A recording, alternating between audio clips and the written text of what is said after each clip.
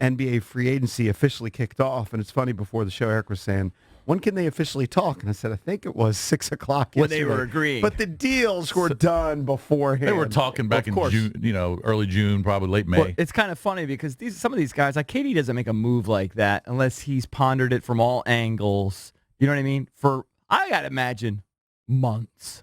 A lot was being made of his discussion with Kyrie Irving at the All-Star game, and sure enough, they teamed up, and they're going to Brooklyn. Now, of course, Kevin Durant's not going to play this year. Right.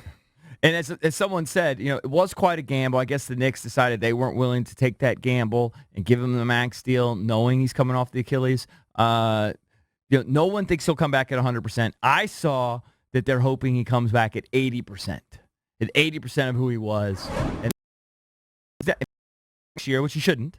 You're talking about returning at 32 years of age off a torn Achilles, which is the most devastating injury you can have. So maybe that's what the Knicks figured. Yeah. But if you're a Knicks fan, you probably don't care about that. Think about that. True. Kristaps gets shipped out, and you get a couple, okay pieces like Dennis Smith in return, but he hadn't done anything. And then you don't offer KD the max. If you're a Knicks fan, you're going, what the heck are we doing? So we're not going to get to KD, but we're going to get Julius Randle.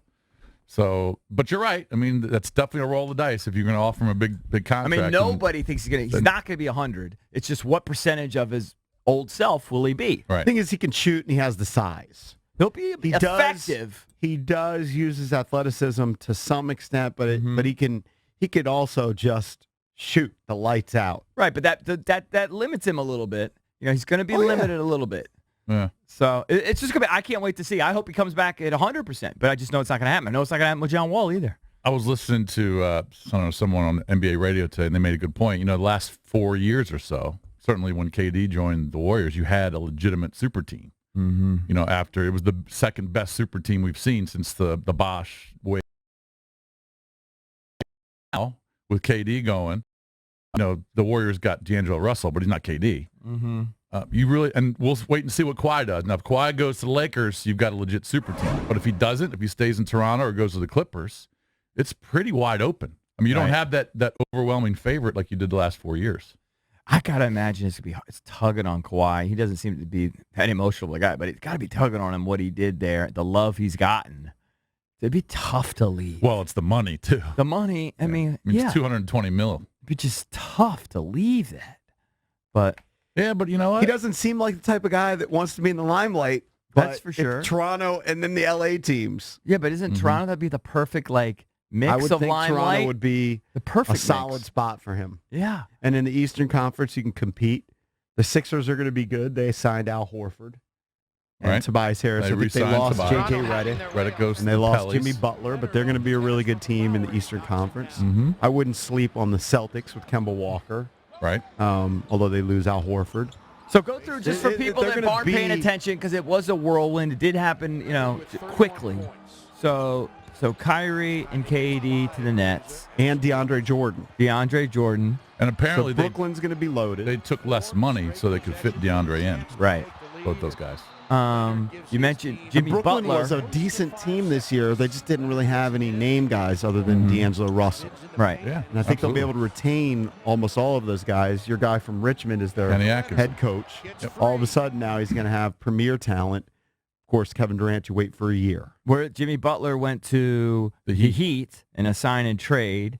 Sixers also lost J.J. Redick, who signed with the Pelicans, role player, but good player. The Pelicans are going to be an interesting team, though, because they've made a ton of moves. And when you actually look at their roster, assuming Zion's good, it's going to be a pretty good team.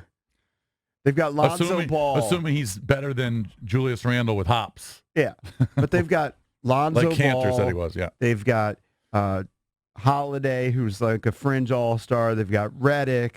They've got Zion. They've got... but they lost AD. Brandon Ingram. Mm-hmm.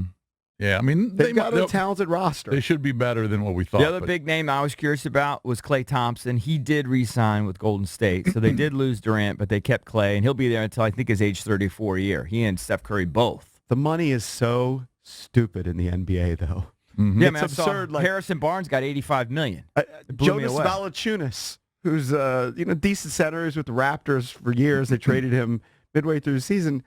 He got something like $50 or $60 million. Yep. But those are the big moves. Yes, those are the big ones. Those are the big. And basically the last big one to fall is Kawhi Leonard. Where's Kawhi Leonard going to go? Right. And the Wizards, of course, not really a part of it. They did re-sign Thomas Bryant. I think he got something like 3 years, $25 million. So respect and props to him. Hard earned, well deserved. Hopefully he can develop. Bobby Portis signed elsewhere. He got $31 million. I can't remember who gave it to him. Knicks. The Knicks. What about the other big guy? I know they weren't that real. The guy that they also acquired when they had Portis. Jabari Parker. Did anybody sign him? He's still yet. out there. I don't believe he's signed yet. Or agreed. They can't really sign until I did see July 6th. somebody pointed out that if you actually look at what Ernie did, Ernie, who drafted Otto Porter number 3, right, ultimately traded Otto Porter for Bobby Portis and Jabari Parker, and I think like a 2022 draft choice. And all they're going to get out of the Otto Porter deal is that 2022 I think it's draft a conditional second rounder. Right. Yeah. Right. But that's not really fair because everybody is forgetting that was a contract dump. Yeah. Of course it was. Yeah, it so was. why is everyone so surprised that we have nothing left over? I'm not surprised. Nobody wanted Otto. I'm not surprised. It was a terrible free agency signing. Yeah. They had to, Yeah. especially if they're going to re-sign Bradley. Bobo In 2 Drano signed a 4-year, $73 million deal. He could play. Think about this. And I know Boyan Bogdanovic. it's tough to compare eras because, baseball players are making more than they did 25 years ago. Football players are making more than they did 25 years ago. But Michael Jordan made $94 million in his career. As a player. As a player. Michael Jordan made $94 million. Now, he did have those back-to-back years where he made like 30 or $33 million. But, the thought was that he was severely underpaid for many years. So he made $94 million, and you've got guys like Chris Middleton agreeing to a $180 million deal. Yeah, That's how crazy. sick the NBA salary structures become. Yeah, it's amazing. Malcolm Brogdon's he agreed to $85 million. Which is unbelievable, like a second-round pick. right. So great. I mean, he's going to make double what Michael Jordan made in his career.